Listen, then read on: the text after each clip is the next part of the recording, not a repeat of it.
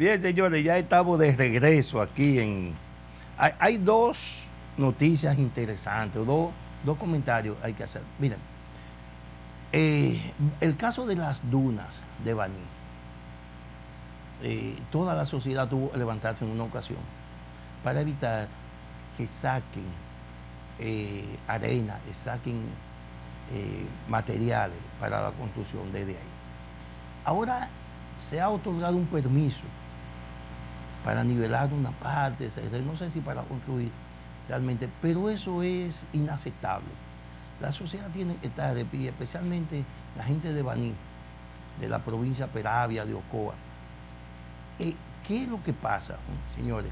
Para crear unas dunas necesitan cientos de años, porque son partículas de arena que generalmente vienen del desierto y se colocan ahí por la corriente de aire que la lleva a un lugar determinado.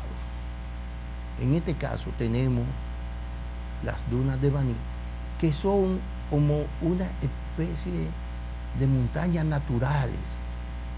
Señores, cada vez que usted agarra y le pone un tractor y nivela un área de esas dunas, usted necesita, el país necesita unos 20 años mínimo para que ese espacio vuelva a ser recuperado por la naturaleza. Sería bueno revisar eso y tener cuenta de que por ahí no se puede permitir construcciones ni la extracción de materiales. Señores, vimos hace 2 o 3 semanas, un viernes, de repente la ciudad capital fue inundada por un diluvio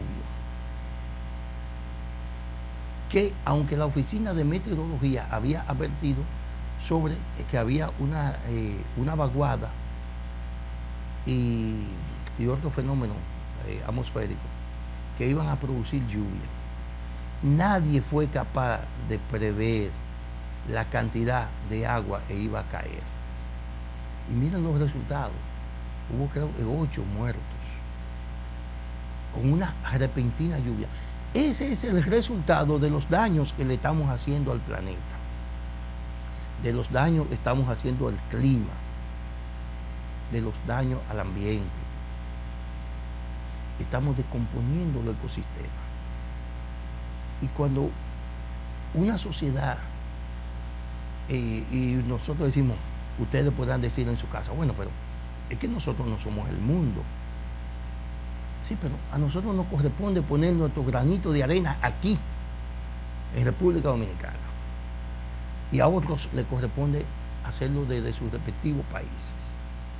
Entonces no podemos seguir permitiendo que el ambiente nuestro se desintegre de tal forma, acogiéndonos a políticas de desarrollo, al final terminan en nada. Eso pasa con la minería. Señores, no hay un país, no hay un pueblo que se haya desarrollado en base a la minería. Si usted va a Estados Unidos, y lo puede ver incluso hasta en las películas y los documentales que se pasan aquí en el país, todos esos pueblos fueron mineros, que fueron la grande promesa y crearon el boom de la economía estadounidense en una época. Todos hoy son pueblos fantasmas. Desde las minas terminan. ¿Por qué? Porque los recursos mineros generalmente se traen y se llevan del lugar. ¿Cuántos años tenemos aquí explotando lo que era la Rosario, la mina de oro de ahí de Bonao? Y la de oro, la de ferroníquel, níquel. No, tenemos décadas. Y eso sigue siendo pobre. Y usted no entiende. Pero ven acá. ¿Por qué? Porque a esa gente se le paga un salario, se trae ese mineral, se lleva a procesar fuera del país, el gobierno recibe su parte, la empresa que lo procesa, que lo extrae, recibe su parte, y el pueblo donde se extrae solo le queda el hueco. Solo le queda el hueco. Porque los recursos mineros nunca vuelven al lugar de donde se trajo el mineral. Y eso está pasando con la política ambiental. Si usted deteriora un área ambiental, una parte de un ecosistema, tomando como argumento que eso va a contribuir al desarrollo, al final de cuentas, eso es mentira. Es lo mismo que la gente construye al lado de los ríos y arroyos cuando estos se secan. El río volverá en su momento y ojalá que cuando vuelva no te sorprenda durmiendo con tu familia, porque podía pasar lo que pasó en Mesopotamia, en San Juan de la Maguana. Recuerdan, en el 98, creo que hubo 2.000 muertos, porque el gobierno de entonces, que era el presidente Leonel Fernández, nunca dio la cifra exacta de lo que pasó ahí. Y fue solamente que el río recobró su cauce, pero porque porque los gobiernos permiten que la gente construya. Miren, aquí cuando el río Sama, eso no ha pasado, pero si en algún momento se producen unos cuantos diluvios, como el de aquel viernes, y el río Sama aumenta su nivel, se va a arrastrar, o todas esas casitas que están por ahí, la vamos a ver allá en el malecón. Toda esa casita la vamos a ver en el malecón, porque ese no es el caudal del río Sama. Ese no es ni la tercera parte. Lo que pasa es que la contaminación ha venido matándolo poco a poco. Pero cuando vengan, en algún momento se produce un diluvio, como ese fue de 4 horas, y imagínense, se produzca durante 2 días. No va a quedar nada ahí en el río Sama. Pero todavía estamos vivos y todavía la gente no entiende, y hasta la gente no entienda lo que va a pasar, lo que pudiera pasar con jugar con el medio ambiente. Hasta que la gente no entienda eso, vamos a seguir a merced de la naturaleza. Otra noticia, otro hecho, esta semana conmovió a la sociedad y que obliga a llamar la atención de las autoridades. Mire, en una escuela en Polo, en Barahona, 2 adolescentes rociaron a un grupo de estudiantes gas pimienta.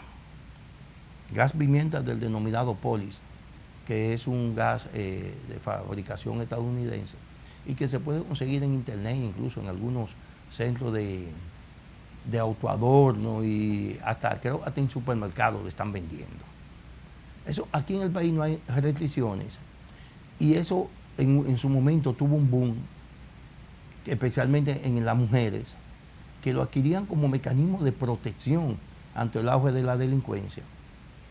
Pero parece que con esto ahora de comprar productos a través de internet, hay menores que han logrado adquirirlo. Y eso es peligroso, porque a eso hay que darle un uso responsable. Nosotros no nos oponemos a que lo vendan, y creemos incluso que eso debe seguirse vendiendo precisamente por eso, porque es un mecanismo de defensa de las adolescentes, especialmente de las mujeres, que son las más vulnerables ante los ataques tanto de hombres como de asaltantes y como de atracadores. Entonces creemos que sí, pero que hay que venderlo de manera responsable para que el uso que se le dé también sea un uso responsable. Hubo 2 escuelas. En una escuela hubo 9 profesores que fueron afectados, que fueron internados con síntomas de intoxicación, precisamente por un tipo de gas de este tipo. Un tipo de gas así se esparció por desconocido. Estos no eran estudiantes porque nunca lo localizaron, pero fueron desconocidos que atacaron a los profesores en esa escuela. El anterior, 2 días antes, se había producido lo de Polo de Barahona, y esos sí fueron apresados, porque eso eran 2 estudiantes, adolescentes de 16, 17 años, y no sabemos cuál ha sido el rumbo pero sí creo que deben ser, estaban en manos de la fiscalía y no sabemos nada de lo que pueda pasar. Ese gas es un gas que no te va a matar, que dicen los técnicos, especialmente aquí. Marisa Sánchez es una especialista en eso, médico, psicóloga. Dijo, ese gas no se, aunque te deja secuela, pero es un gas que no te mata, porque es un gas que lo usa la policía en Estados Unidos para neutralizar a alguna gente, neutralizar gente que van a ser apresados, pero que se ponen en actitud de rebeldía y en actitud de agresividad. Entonces, para no golpearlo, lo que hacen es les rocian gas pimienta y eso lo neutraliza. En el país, ese gas se está vendiendo. Y decimos, nosotros no nos oponemos y creemos que se debe seguir vendiendo, pero que se le venda a personas adultas y que el uso que se le dé y que los padres, si lo adquieren para sus hijas adolescentes o para sus hijos anden en la calle, que se protejan de la delincuencia, deben ser responsables del uso que se le dé a eso, porque eso no se le puede dar un uso inadecuado. Ese es un gas solamente para autodefensa y lo venden en la mayoría de los países del mundo, igual también que estos instrumentos eléctricos que lanzan rayos eléctricos para neutralizar cualquier agresividad. Eso también debiera venderse aquí. Incluso, ¿sabe qué? Eso yo creo que si eso se comercializa de manera masiva, eso puede evitar un poco los robos de los celulares. Por una razón sencilla. Porque para robarte el celular, el asaltante tiene que acercarse a ti lo suficiente para que tú puedas neutralizarlo con un rayo de electricidad. Eso es un poco arriesgado, pero es un mecanismo que se puede ver como un mecanismo de defensa en esta situación. Lo malo de esto es que esto pueda servir y a esos muchachos que son 16, 17 años, que aunque son adolescentes, aunque son menores, pero ya tienen información y saben que las acciones de ese tipo son incorrectas por los riesgos que implican para los estudiantes. Y usarlo de esa manera fue un uso abusivo e irresponsable, y de ello deben de responder ante los tribunales, porque hay que sentar un precedente también. Si a estos muchachos lo dejan así y solamente lo amonestan y no hay un proceso judicial y no hay una consecuencia, entonces eso pudiera servir de carne de cultivo o pudiera servir de un elemento reproductor. O sea, la gente puede entender, otros muchachos, que no, mira, tú puedes rociar gas pimienta y no te va a pasar nada. O eso son 5 días en la cárcel, eso no es nada. No, hay momentos en que para acciones de ese tipo hay que ponerle penas que sirvan de ejemplo, ejemplarizadora, para evitar que eso se repita. Ustedes recuerdan la agresión en el metro de Santo Domingo, que un tipo hizo una sustancia química que provoca un incendio. Ustedes recuerdan ese caso, ¿verdad? Ok, a esa persona la condenaron a 40 años porque estaba acusado de acto de terrorismo. Nadie ha vuelto a inventar con eso, porque ya saben que son 40 años que te tocan, 40 años de cárcel. Entonces, nadie ha vuelto a inventar con eso. Por eso, en acciones como este tipo hay que tomar medidas ejemplares para evitar que eso se reproduzca en el futuro. Amigos televidentes, llegamos al final de este programa de Coloquio Cultural. Será el próximo sábado, cuando a las 11 de la mañana estemos aquí de nuevo con ustedes en N Televisión. José Antonio Torres le desea lo mejor de la tarde y buen provecho.